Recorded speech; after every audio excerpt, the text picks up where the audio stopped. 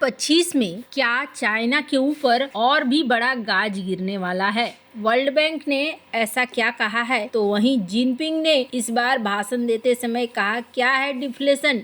बार बार deflation की बात करते हो, क्या है? जानेंगे चाइना की इकोनॉमी में क्या चल रहा है। इस बीच भारत ने भी एक्शन लिया है। वहीं दूसरी तरफ स्क्रीन पर एक तस्वीर देख रहे हैं जिसमें एक ड्रोन दिख रहा है। इस ड्रोन को लेकर श्रीलंका में सवाल किए जा रहे हैं कि क्या ये ड्रोन भारत का है, और अगर ये भारत का है तो त्रिंकोमाली में ये क्या कर रहा है। जियोपॉलिटिक्स में बहुत कुछ चल रहा है, हमेशा की तरह जानने को मिलेगा बहुत कुछ। आइए जानते हैं इन खबरों को विस्तार से। वर्ल्ड बैंक ने बताया है कि दुनिया की दूसरी सबसे बड़ी अर्थव्यवस्था चीन के लिए अगला साल यानी 2025 कैसा रहने वाला है। 2024 के लिए वर्ल्ड बैंक ने चीन की ग्रॉस डोमेस्टिक प्रोडक्ट ग्रोथ यानी कि जीडीपी को रिवाइज किया है। गुरुवार को बैंक ने 2024 के लिए जीडीपी ग्रोथ रेट को बढ़ा दिया है। जून में कहा गया कि इस साल चीन की जीडीपी में 4.8% की बढ़ोतरी रहने का अनुमान है, जिसे अब बढ़ाकर 5% के करीब कर दिया गया है। वहीं 2025 में इसके कम होने की भविष्यवाणी की गई है। हालांकि वर्ल्ड बैंक ने चीन के रियल एस्टेट सेक्टर, नागरिकों के कम आय वृद्धि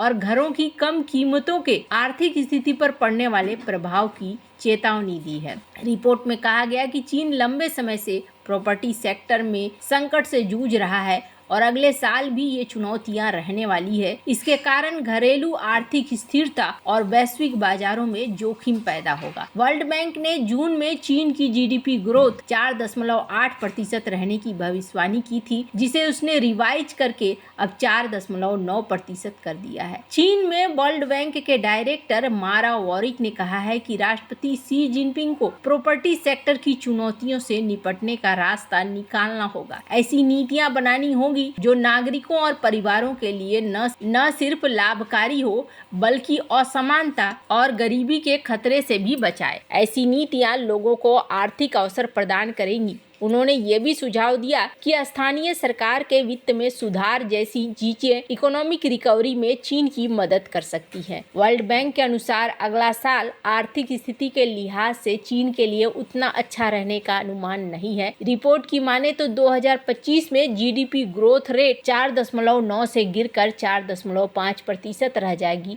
हालांकि पहले 4.1% का अनुमान लगाया गया था। कई अंतर्राष्ट्रीय संस्थानों की ओर से लगातार चीन की अर्थव्यवस्था को लेकर पॉजिटिव रिपोर्ट सामने आई है, जिसमें अनुमान लगाया जा रहा है कि जल्दी ही चीन अमेरिका को ओवरटेक कर लेगा। हालांकि रियल एस्टेट क्राइसिस की वजह से चीन की इकोनॉमी काफी संघर्ष कर रही है। 2024 में चीन को इस सेक्टर्स की वजह से काफी नुकसान हुआ है। अब वर्ल्ड बैंक ने कहा है कि अगले साल भी प्रॉपर्टी सेक्टर ड्रैगन को ऐसे ही परेशान करेगा। साथ ही उसे अगले साल से हाई टैरिफ की मार भी झेलनी पड़ सकती है, क्योंकि अमेरिका के नवनिर्वाचित राष्ट्रपति डोनाल्ड ट्रंप कई बार इसकी चेतावनी दे चुके हैं। डोनाल्ड ट्रंप ने जब से चीन से हाई टैरिफ वसूलने की बात कही है, तब से ये चर्चा तेज हो गई है कि चीन की अर्थव्यवस्था पर भारी संकट पड़ने वाला है। डोनाल्ड ट्रंप ने कनाडा, मैक्सिको और चीन के सामानों पर टैरिफ लगाने को कहा है। कनाडा और मैक्सिको पर 25%, जबकि चीन पर लगने वाले टैरिफ 10% और टैक्स लगाया जाएगा। उन्होंने चीनी सामानों पर टैरिफ 60% तक बढ़ाने की बात कही है। रिपोर्ट में चीनी नागरिकों की कम आय वृद्धि और घरों की कम कीमतों से धन पर पड़ने वाले प्रभाव का असर अगले साल चीन की जीडीपी पे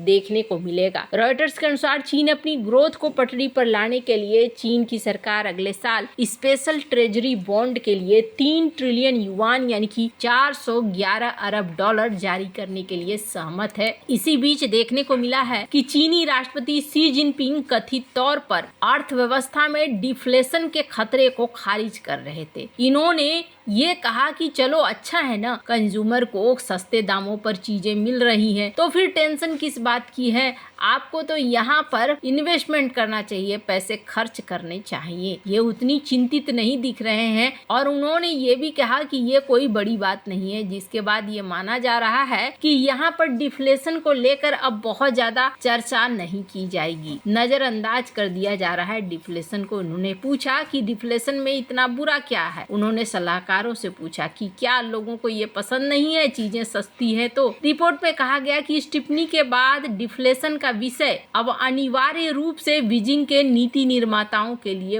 वर्जित हो गया है। मतलब कि अब जो पॉलिसी बनेगी डिफ्लेशन को ध्यान में रखकर नहीं बनाया जाएगा। अब क्या सीन है अंदर खाने, ये तो देखने वाली बात है, पर इतना जरूर है कि चीन की अर्थव्यवस्था में अभी बहुत सारी चीजें हैं जो गड़बड़ है और डिफ्लेशन इनके लिए मुसीबत बन रहा है। ये एक दुष्चक्र को जन्म दे सकता है। हालांकि क्यों ये इस तरीके से बोल रहे हैं, क्या लोगों को सिर्फ एक सांत्वना देने के लिए कह रहे हैं, अब ये तो यही जाने। पर इतना जरूर है जो देखने को मिल रहा है, भारत ने चाइना के साथ व्यापार में कुछ हद तक छूट तो जरूर दी है। कई सारी कंपनियां भी देखा जा रहा है कि भारत की तरफ आ रही हैं, लेकिन यहाँ पर एंटी डंपिंग ड्यूटी भारत ने लगाना शुरू कर दिया है। स्क्रीन पर आप देख सकते हैं, अब प्लास्टिक के ऊपर भी, पीवीसी के ऊपर भी लगाया जा रहा है और कहा जा रहा है ये सब कुछ DGTR यानी कि directorate general of trade remedies के द्वारा दिए गए प्रावधानों के आधार पर लगाया जा रहा है। 6 देशों के इंपोर्ट पर भारत ने लगाया है, जिसमें माना जा रहा है कि प्लास्टिक की कई सारी चीजें आ रही हैं जो मार्केट को बुरी तरीके से प्रभावित कर रही हैं। खैर, जहां एक तरफ ये सब कुछ चल रहा है, वहीं दूसरी तरफ एक ड्रोन मिला है और इस ड्रोन का चर्चा खूब हो रहा है। स्क्रीन पर इन तस्वीरों को देख सकते हैं। त्रिंकोमाली में ये ड्रोन मिला है, जिसके बाद से सवाल उठने लगा है कि आखिरकार ये ड्रोन वहाँ क्या कर रहा था, ये श्रीलंका के पानी में क्यों मिला है, इसके लिए जांच होनी चाहिए वगैरह वगैरह। मीडिया में ये खबर बनने की कोशिश हो रही है, लेकिन आपको बता दूं, इसको लेकर दोनों ही देशों ने कुछ चीजों को साफ किया है और साफ करते हुए बातों को यहाँ रखा है, जिसमें भारत की तरफ से एयरफोर्स ने कहा कि हम लोग एक्सरसाइज करते हैं और हमने एक्सरसाइज किया था और एक्सरसाइज में ही ड्रोन को मार गिराने का अभ्यास हुआ था। तो जो चीज है वो उसी एक्सरसाइज का हिस्सा है, वो गिरी हुई थी, पानी में गिरा, फिर बह के वो वहां तक चला गया होगा। त्रिंकोमाली के समुद्र में मछुआरों के समूह को मिला था भारतीय वायुसेना से संबंधित ये UAV, जिसके बाद जांच के लिए एक टीम बनाई गई। माना जा रहा है कि भारतीय वायुसेना का ये टारगेट ड्रोन है। ड्रोन तट से लगभग 35 समुद्री मील दूर पाया गया है। वायुसेना मीडिया के प्रवक्ता ग्रुप कैप्टन एरंडा गिग्नेज ने पुष्टि की कि ये सिर्फ एक टारगेट ड्रोन है, जिसका उपयोग प्रशिक्षण के दौरान आत्मरक्षा बलों द्वारा किया जाता है। श्रीलंका के पास ऐसा कोई विमान नहीं है। इन्होंने कहा कि ये कोई खतरे की बात नहीं है, इसमें कोई विस्फोटक नहीं है। उन्होंने कहा कि इसी तरह का एक विमान 2020 में भी पाया गया था। 50 kg वजन और 8 फीट लंबाई वाले UAV को अगस्त 2020 में